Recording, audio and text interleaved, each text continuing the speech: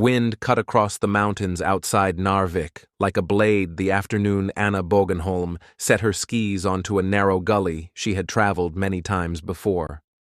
The spring melt had carved unpredictable channels through the snowpack, turning the familiar terrain into hidden traps. She moved quickly but comfortably, angling her weight as she descended with 2 colleagues from the hospital where she worked as a radiology resident. The snow looked solid enough, but the surface was thinning over streams that tunneled beneath the slope. When she shifted her skis to turn, the ground gave way under her. The snow collapsed, and she dropped into the opening before she had time to shout. The fall sent her sliding into a narrow ravine where icy water rushed beneath a sheet of frozen snow. The force of the current flipped her onto her back. She broke through the thin crust of ice, crashed into the stream, and was shoved under the frozen ceiling, her body wedged between submerged rocks and the underside of the ice shelf.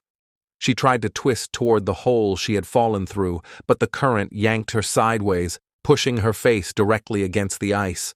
She had only inches of space, and none of it breathable. Water flooded her jacket, numbing her arms faster than she could think. She searched blindly for anything to grab, something that might help her anchor herself long enough to find air. There was nothing. Her friends reached the break in the snow seconds later. They saw her skis disappear beneath the ice and heard the muffled scrape as she fought to free herself. They threw themselves onto their stomachs, spreading their weight to keep the surface from collapsing further, and reached down with ski poles. Each time they tried to hook her jacket or glove, the current dragged her out of reach. The water moved too fast. They kept calling her name, hoping she could hear them, hoping she could find a pocket of air beneath the ice. But she never got her head up. After several minutes, the only sound left was the rush of the stream beneath the frozen crust. Hypothermia took over quickly.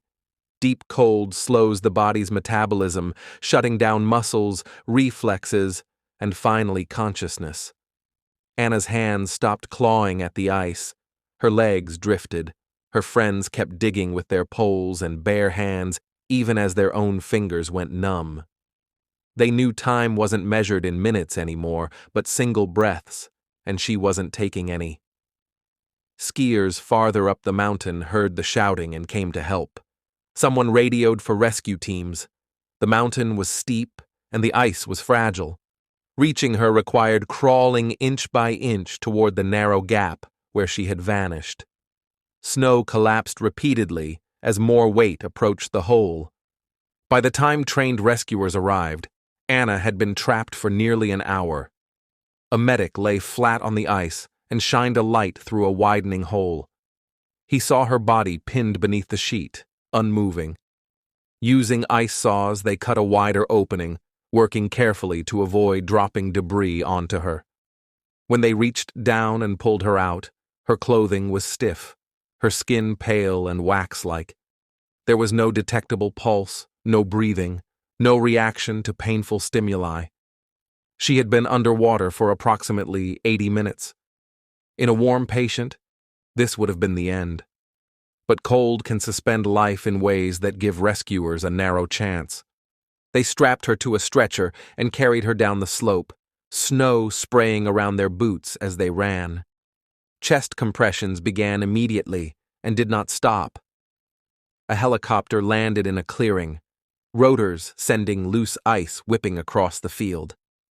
The crew loaded her inside and continued CPR throughout the short flight to Tromsø University Hospital.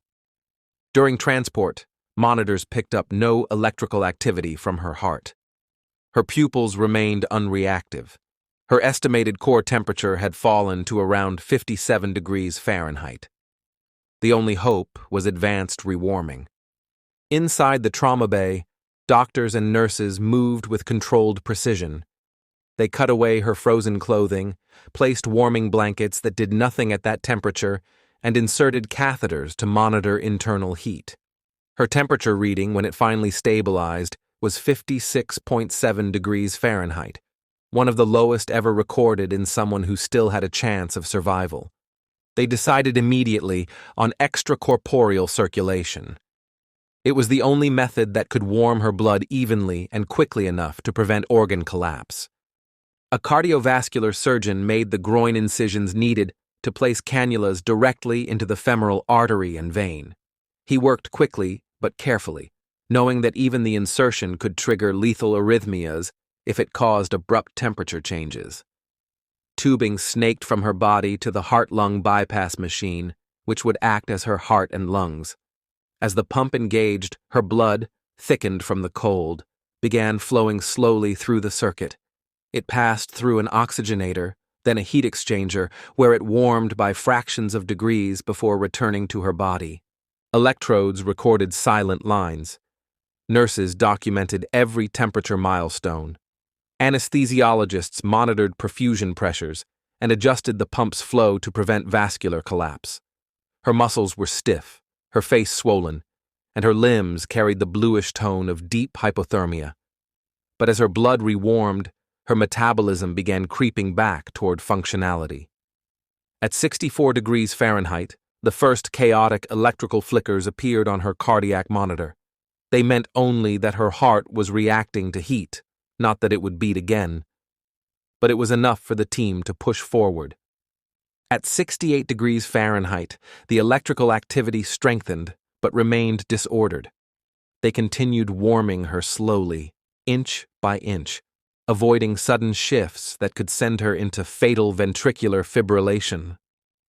The trauma team watched the monitor constantly, waiting for a recognizable rhythm.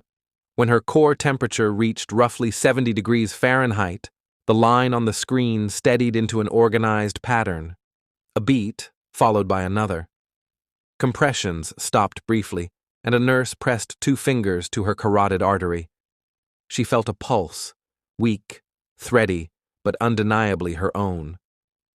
They continued bypass for hours, letting her heart regain strength while her brain remained in a fragile equilibrium. Once her temperature climbed safely into the low 90s, they prepared to transition her back to her own cardiac output. She was moved to intensive care, ventilated, and monitored for organ failure. Hypothermia patients often suffer from kidney collapse, muscle breakdown, and swelling in the brain. Over the next several hours, her lab results fluctuated wildly. Doctors warned her friends she might not wake. But 40 hours after being pulled from the ice, Anna opened her eyes. Her first movements were small but controlled. Over the next days, she regained her speech, her strength, and her awareness. Tests showed no significant brain damage.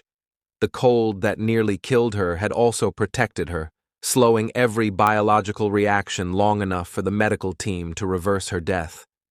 She walked out of the hospital weeks later, carrying only minor nerve pain and a story so improbable that it reshaped medical understanding of extreme hypothermia. Thank you for listening to Horrifying Survival Stories.